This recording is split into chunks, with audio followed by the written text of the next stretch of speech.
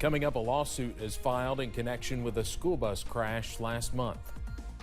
Dedicated to Eastern and Southern Kentucky, this is WYMT Mountain News at 11. Good evening, I'm Steve Hensley. Two mothers whose daughters were two of the 18 students injured in a bus crash in Magoffin County last month are now suing the school district and the bus driver. In a lawsuit filed yesterday, the two say the school system failed to provide and enforce adequate safety policies. The suit claims that because of the, quote, negligence, gross negligence, and reckless disregard of the bus driver and district, the two girls represented in the case have suffered serious bodily injuries and mental anguish. Chad Hedrick has more. More than a month after this school bus toppled off the side of a Magoffin County road, the wounds are still very much there for the 18 children who were on board. It's going to take a long time to know, the extent of their injuries and, which injuries they're going to recover from and which injuries are going to be permanent. Many students who were on this bus on November 14th spent several days in the hospital with serious injuries. Billy Johnson is a personal injury attorney in Pikeville. He's representing two families who filed this lawsuit Wednesday against Magoffin County Schools and the bus driver, claiming negligence. I want to get to the bottom of this. I want to find out what happened. I want to take care of these kids. I want all these kids taken care of. But I'd like to I want a message sent. This is not going to be tolerated in Eastern Kentucky. Our community will not allow this. Johnson says their case will claim reckless driving by the bus driver caused the bus to go over the embankment. The suit also accuses the district of being negligent in supervision and is also liable. There should be training, there should be supervision and monitoring of these drivers to the point that communities do not have to worry about their children getting on the bus to go to school. No dates for the hearings have been set as the lawsuit was just filed and the district has time to file a response. Johnson says he does expect more families and attorneys to join the suit, which could take more than a year to resolve, either through litigation or a jury trial.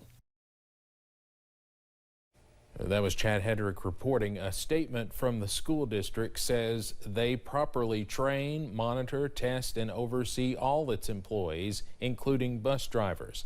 The district's attorney says, quote, this bus crash was a devastating accident and was an extremely unfortunate event that was beyond the control of the Magoffin County School Board.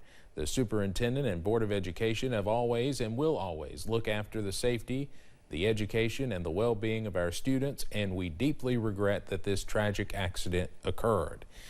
Just before classes went on winter break, 5 of the 18 students had returned to in-person classes. The students still at home are getting homebound instruction from district staff.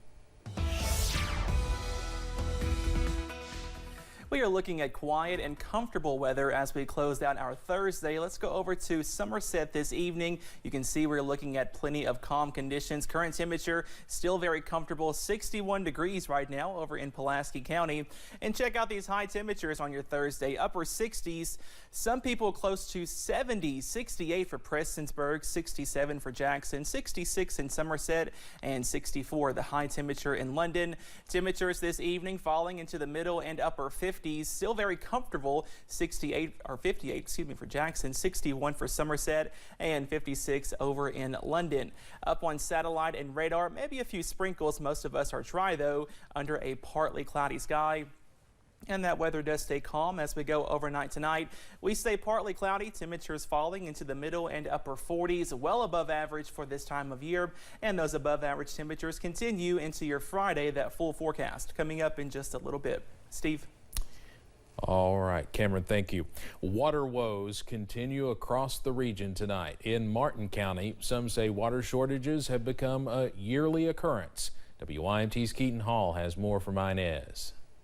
Folks in Martin County are facing a similar issue to many around the mountains, water shortages. We're dipping water out of the creek up there to flush our roads. School starts, kids can't bath, they can't go back to school, but yet they're going to be counted absent. Harold Loggery lives outside of Inez. He says he and his neighbors have been without water for days. We don't know if we'll have water or if we won't have water. I mean, The pipes are old. We know all this. That's not what we're talking about. People need help whenever the water's out, and they're not providing it.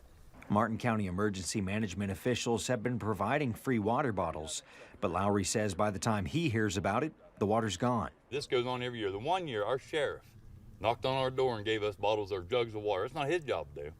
Officials with Martin County Water say they're doing what they can, but an outdated system means they have trouble preventing leaks. Honestly, we need to replace every single line in our system. That's the deal. We've got lines that aren't buried deep enough. They're not below the frost line. Service lines.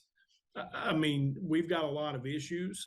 Kerr says this year they've been able to respond faster thanks to winterization efforts and long hours from water crews.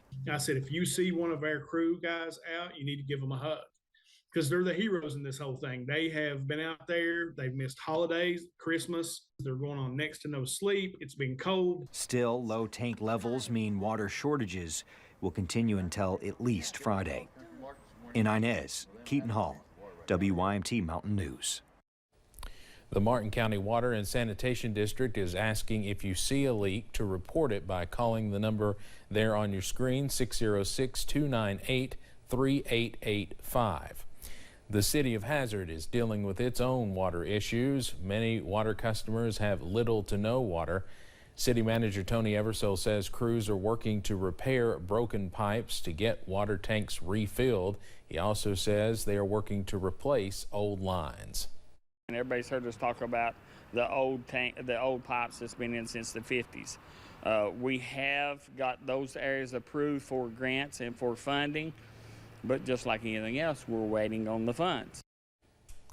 Eversole says during cold snaps, people should not drip their faucets because it helps empty water tanks.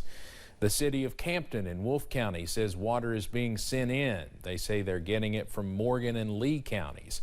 With the lines being completely drained, the city says it will take time for water to be fully restored. For now, drinking water is available to people who need it, and you can pick it up at City Hall there in Campton. The Floyd County Sheriff's Office is welcoming its newest deputy, filling a spot left behind after the death of K-9 Deputy Drago 6 months ago tomorrow. K-9 Deputy Bear joined the department this week under the watch of handler Alan May. He is one of 2 new K-9s coming into the department thanks to the support and love the department has received in the wake of the Allen tragedy. Very thankful that we live where we live. Every time I go to any training, I always tell people, like, this definitely ain't Floyd County. The amount of support and the love that we get here in our hometown is far and few between. Bear is on the job already, and Sheriff John Hunt says it's like a breath of fresh air to see a pup on patrol again.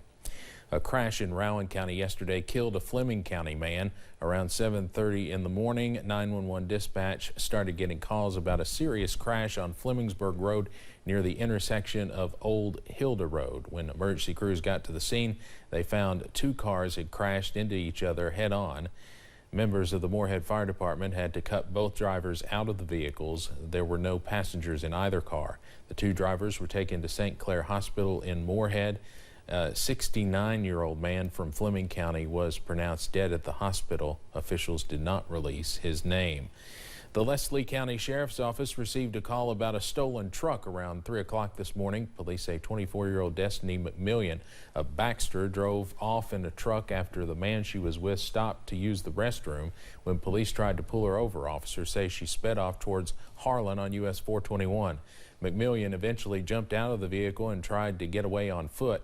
Deputies say she left the truck in neutral, which allowed the truck to roll back, hit, and damage a deputy's cruiser. McMillian is facing numerous charges. Kentucky is seeing an increase in COVID-19 cases. Governor Beshear says it's likely the holidays are playing a role in the spread of the virus, but he says it's not like in past years with major surges. He says that's due to more people being vaccinated and boosted. The governor says flu activity also remains very high. The state has reported 8 flu deaths in children. The governor says all but one of those kids were unvaccinated. Coming up on Mountain News at 11, we'll have the details on changes to Kentucky's sales tax. And rain chances return as we close out 2022. All those details coming up.